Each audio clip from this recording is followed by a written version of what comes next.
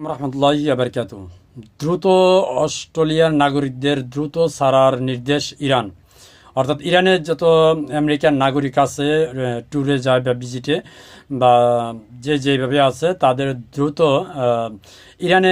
Iran ছাড়ার নির্দেশ দিয়েছেন অস্ট্রেলিয়ান থেকে।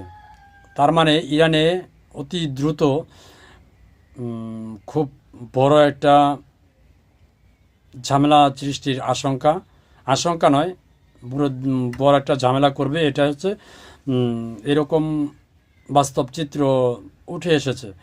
অর্থাৎ অস্ট্রেলিয়া যেহেতু অস্ট্রেলিয়ান নাগরিকদের ইরান ছাড়ার নির্দেশ দিয়েছেন এবং আমেরিকাও কিন্তু ইতিমধ্যে আমেরিকান যে নাগরিক আছে ইরানে তাদেরকেও ইরান ছাড়ার নির্দেশ দেওয়া হয়েছে। আপনারা জানেন যে গত কয়েক মাস আগে ইসরায়েল যখন ইরানে হামলা চাললো এবং আমেরিকা সরাসরি যখন হামলা চালালো তখনও এই নির্দেশ দেওয়া হয়েছিল যে আমেরিকান নাগরিক দ্রুত ইরান ছাড়ার নির্দেশ দেওয়া হয়েছিল, এখনও নির্দেশ দেওয়া হয়েছে।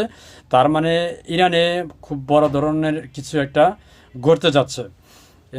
আর ইতিমধ্যেই ইরানের যে প্রেসিডেন্ট, সর্বোচ্চ ধর্মীয় নেতা, নাম বললাম না, নাম বললেও সমস্যা, বুঝে নেবেন, সেও এখন আত্মগোপনে অলরেডি চলে গেছে এবং এমন একটা প্রতিবেদনও করেছিল আপনার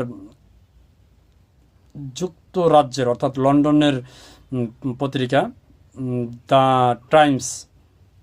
এই পত্রিকায় একটা প্রতিবেদন করছিল যে ইরান থেকে পালিয়ে যাবে সর্বোচ্চ ধর্মীয় নেতা রাশিয়াতে এবং তার সপরিবার সহ রাশিয়াতে পালিয়ে যাবে।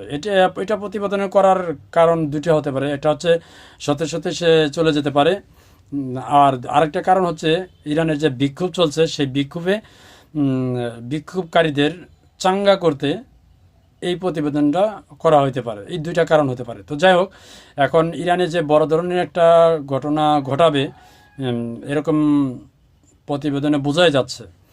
তো এবং এই ইরানে যে বিক্ষোভ চলছে আজকে প্রায় 10 দিন যাবৎ সরকার পতনের, এর মধ্যে প্রায় 40 জন নিহত হয়েছেন এরকম।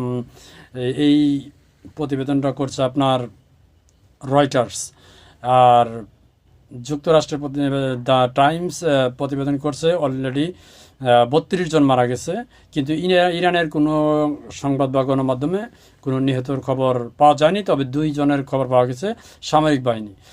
আর রয়টার্স প্রতিবেদন করছে যে সামরিক বাহিনী 3 জন মারা গেছে এবং বিক্ষোভকারী মারা গেছে হচ্ছে আপনার 27 জন।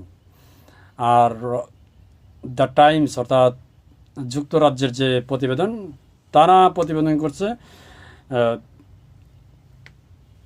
29 জন বিক্ষোভকারীরা মারা গেছে এবং সামরিক বাহিনীর 3 জন মারা গেছে, আর বন্দী হয়েছে প্রায় শতাধিকের উপরে।